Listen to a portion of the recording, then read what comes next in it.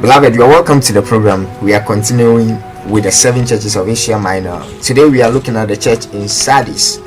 And just before I do that, I want to comment on something briefly. I know this one you may ask, how does it concern us? But Americans are going to the polls next month, and America is a superpower. So definitely looking from the lens of prophecy, whatever happens in the US elections, whichever way things go, would have its own repercussions or some implications when it comes to Bible prophecy. Are you getting it? Here are two different men who differ when it comes to the future role of America in the world. And Obama is standing for something like a moderate form alliance with partners and allies like the European Union in building a better world.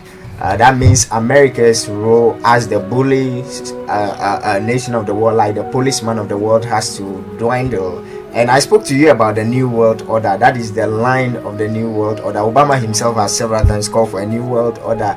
And there is something about American politics. There is this thing that the global elites, I spoke to you about those guys too. They are the money laws. They determine who eventually rules. They throw their weight behind any candidate, and that candidate will eventually win because they are working towards a world government, and that is the line of Barack Obama, while the other candidate, Mitt Romney, is speaking about something like America becoming autonomous, taking the front line, unlike what Obama did during the Libyan campaign. You saw Americans saying they were leading from behind. That is Obama's version. This, and I can tell you that looking at both sides, Obama's side will work for the world government. So when it comes to endorsement, the global elites will throw their weight behind him. And I can tell you a number of things that will happen in his second tenure of office. It's going to change a lot of things in the world, especially for the fact that he has demonstrated a major shift in US policy towards Israel during his first tenure of office, when he asked Israel to go back to 1967 borders. A lot is expected during his second tenure of office. I can tell you Iran will buy more time and will eventually come up with a nuclear weapon. Iran will shock the world one day because Obama administration's policies, diplomacy and military action as the last resort. So if the Republicans come, they may wage a campaign on Iran militarily, and that's is not in favor of the prophecy we have in Ezekiel 38.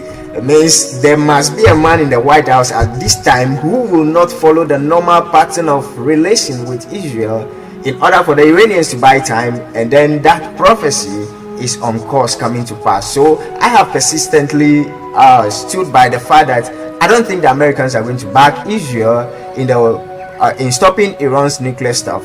So Obama's second term in office will really change the face of the world. Iran will become a nuclear state, and Israel may decide to take matters into their own hands, and they may embark on some preemptive strike if they realize that the administration won't help them. But from the lens of prophecy, I don't think it's going to work, and that may receive a backlash from the Iranians and the Russians. So anything can happen as far as that Ezekiel 38, 39 is concerned, and we can be sure that Obama will be the favorite. And then the possible thing is that Iran may have the leniency and the time to go nuclear. Do you understand what I just said? And when it comes to a world government, Obama's position is actually in favor. America's sovereignty should be ceded in favor of a global government, unlike what the other candidate is proposing. You have to be getting some of these things. I know some of you may not get it. By the time to come, you understand all these things. I don't have time, like I would have gone into detail to let you see. But if you've listened to me talk about the New World Order and all these things, you know that whoever sits in the White House at this time, and that person's relation with Israel will have significant effects as far as the prophetic events about betrayal of Israel and all those things are concerned. I hope you got it.